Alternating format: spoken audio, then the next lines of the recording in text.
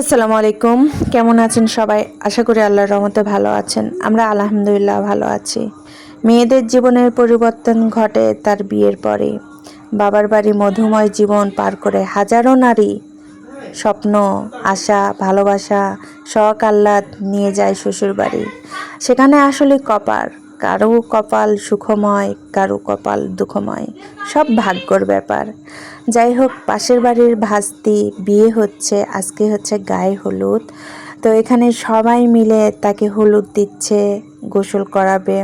গ্রামের বিয়েগুলো এরকমই হয়, শহরের বিয়ের মতো চাকচক্যময় নাচ গান হয় এখানেও, কিন্তু ওইভাবে না।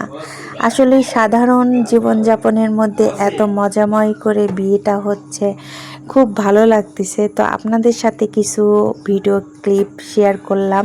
এখানে আনন্দ মজা সব কিছুই হয় এইভাবেই, রং মাটির মধ্যে গড়াগড়ি, অনেক আনন্দ। তো যাই হোক, এইদিকে হচ্ছে সব বর বসানো, বধূ বসানো স্টেজ, এগুলো হচ্ছে সাজানো হয়েছে। আর তাতে হচ্ছে রাতের বেলা লাইট দেওয়া হয়েছে, অনেক সুন্দর আলোকিত করা হয়েছে, সুন্দর লাগতেছে। আর সন্ধেবেলায় তো বউ হচ্ছে স্টেজে বসবে হলুদের জন্য, এখানে সাজুগুজু করা হচ্ছে। তো সোজা চলে আসলাম বিয়ের দিনে, আমরা এখন যাচ্ছি দাওয়াত খেতে। তো এখানে হচ্ছে সবাই খাবার টেবিলে বসে আছি, আর এই তো আমার হাজব্যান্ড, বাচ্চারা আর সবাই একসঙ্গে এসেছি খাওয়া দাওয়া করতে। তো এখানে ওয়েট করতেছি খাওয়ার জন্য।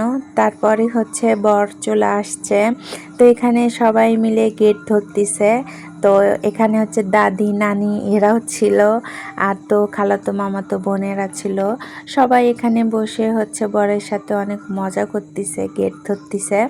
তো এখানে নানি দাদিরা অনেকটাই আর কি ফাজলামো করলো। তো এখানে বর হচ্ছে ফিতা কেটে ভিতরে প্রবেশ করলো, আর এইদিকে বাচ্চারাই তো স্প্রে দিয়ে বরের মুখ টুক মাখিয়ে দিয়েছে। তো আমার ননদিনী এই তো কেশবতী ননদিনী বউকে সাজানোর জন্য এখানে বসে পড়েছে। আসলে পার্লারে যাওয়ার কথা ছিল, কিন্তু কি একটা সমস্যার জন্য পার্লারে যাওয়া হয় নাই। তো এখানে সব কিছু দিয়ে সাজানো হচ্ছে। গ্রামে কিন্তু এরকমই করা হয়, যাদের সামর্থ্য থাকে না তাদের কিন্তু আশেপাশে মেয়েরাই সাজিয়ে দেয়, আর যাদের সামর্থ্য তারা তো পার্লারে যায়।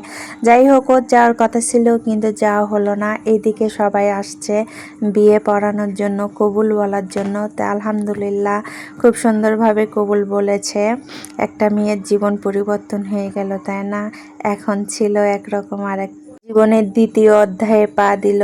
ও অনেক কান্নাকাটি করতেছিল, সাজাগুজা নষ্ট হয়ে যাচ্ছিল। আমরা অনেক বোঝাচ্ছিলাম যে প্রত্যেকটা মেয়ের এই স্বাদটা গ্রহণ করতেই হবে।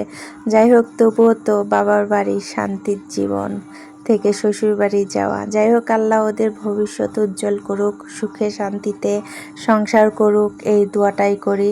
তো বিদায় মুহূর্ত চলে আসলো। আসলে বিদায় মুহূর্তটা অনেক কষ্টের একটা মেয়ের জন্য। তো অনেক কান্নাকাটি করতেছিল, সবাই মিলে ওকে জোর করে নিয়ে যাচ্ছিল। ও কোনোভাবে যেতে চাচ্ছিল না, বলতেছিল আমি যাব না, যাব না। যাই হোক, আমরা সবাই মিলে পিছে পিছে চলে আসলাম ওকে বিদায় দেওয়ার জন্য। তো এই তো ওরা এখন গাড়িতে উঠে পড়বে, যেহেতু কাছাকাছি বাড়ি, অতটা দূরে না, 1 গ্রাম পরেই হচ্ছে ওদের বাড়ি। তো যাই হোক, এখানে এই তো বর চলে যাচ্ছে কনেকে নিয়ে। তো আজকের ভিডিওটা হচ্ছে এই পর্যন্তই। সবাই ভালো থাকবেন, ওদের জন্য দোয়া করবেন। আল্লাহ হাফেজ।